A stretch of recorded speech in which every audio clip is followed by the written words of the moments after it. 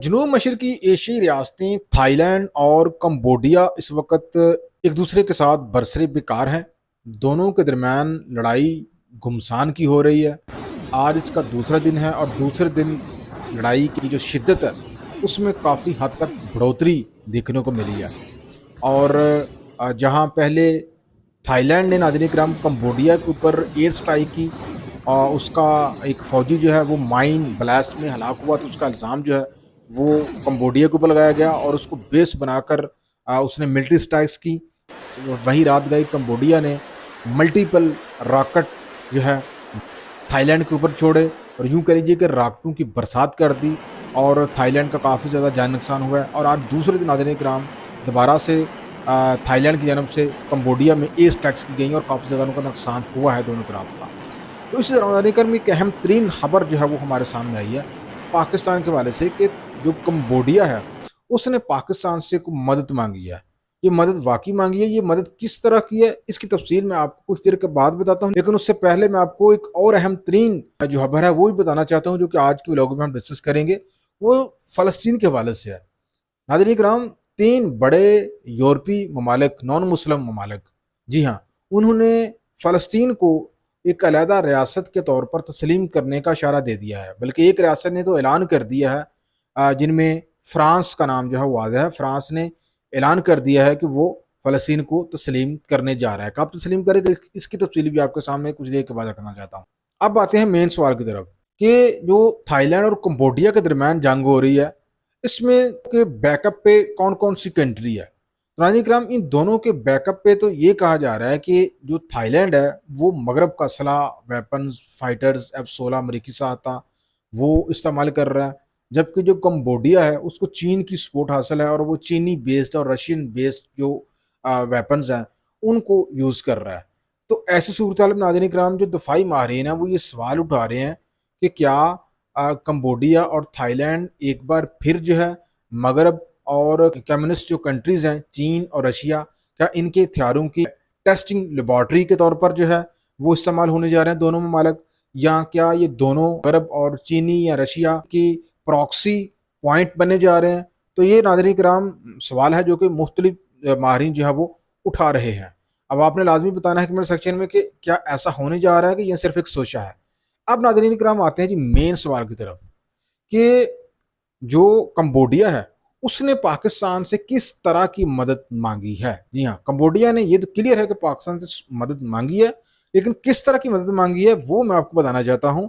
देखिए, उन्होंने पाकिस्तान से रिक्वेस्ट की है कि पाकिस्तान जो है वो थाईलैंड के साथ उसकी जो इस वक्त जंग हो रही है कंबोडिया की, उसको रुकवाने के लिए कौम मुत्तहिदा की सलामती कौंसिल का इजलास बुलाने के लिए अपना रोल प्ले करे। जी हाँ, पाकिस्तान से कोई मिलिट्री सपोर्ट नहीं मांगी गई, बल्कि पाकिस्तान को ये कहा गया है कि वो थाईलैंड और कंबोडिया के दरमियान जो जंग हो रही है उसको जल्द अज जल्द रुकवाने के लिए कौम मुत्तहिदा की सलामती कौंसिल का इजलास जो है उसको बुलाने के लिए अपना रोल प्ले करे, ताकि जो थाईलैंड है उसके ऊपर प्रेशर बढ़ सके और वो कंबोडिया के ऊपर जो एयर स्ट्राइक कर रहा है वो रोकी जा सके।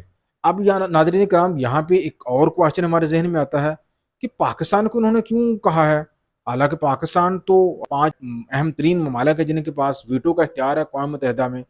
उनको उन्होंने नहीं कहा, चीन को नहीं कहा, अमेरिकन को नहीं कहा गया, पाकिस्तान को क्यों कहा गया है? तो उसका जवाब ये है नाज़रीन किराम, चूंकि पाकिस्तान जो है इस वक्त सलामती कौंसिल का जो है वो सदर है और पाकिस्तान के हाथ में है कि वो सलामती कौंसिल का इजलास आज बुलाए, कल बुलाए या परसों बुलाए, रुकन ममालिक की मुशावरत से।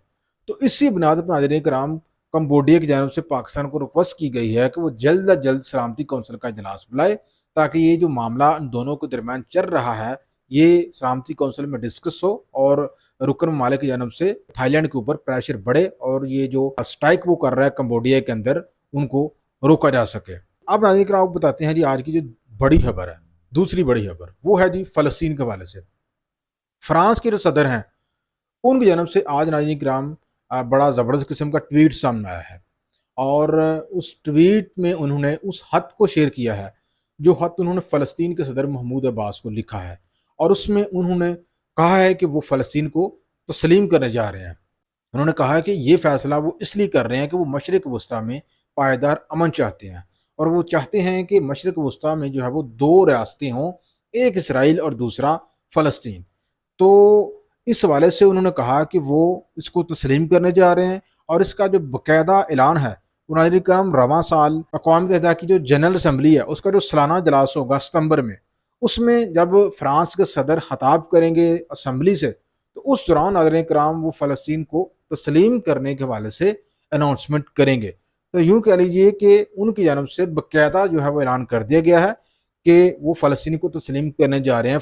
यही नहीं नाज़रीन कराम, इसके अलावा भी दो बड़े मालिक, गैर मुस्लिम मालिक जिनमें कनाडा और यूके शामिल हैं, इनकी जानब से भी इशारा दिया गया है कि वो भी फ़लस्तीन को एक अलहदा रियासत जो है वो तस्लीम करने जा रहे हैं।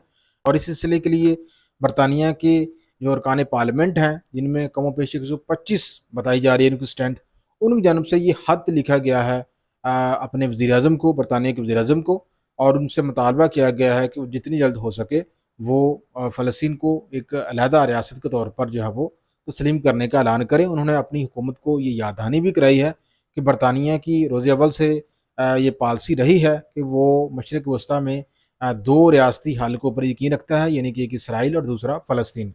इसराइल को तो हम ऑलरेडी तस्लीम करते हैं, तो फ़लस्तीन को भी तस्लीम करना हमारे उस मौक़िफ़ की तायद होगी। यही नहीं नाज़रीन किराम, कनाडा की जानब से भी इशारा दिया गया है कि वो फ़लस्तीन को तस्लीम करने के हवाले से मामला है उसके ऊपर गौर कर रहा है। तो बहुत जल्द उसकी जानब से भी ऐलान मुतवक्की है।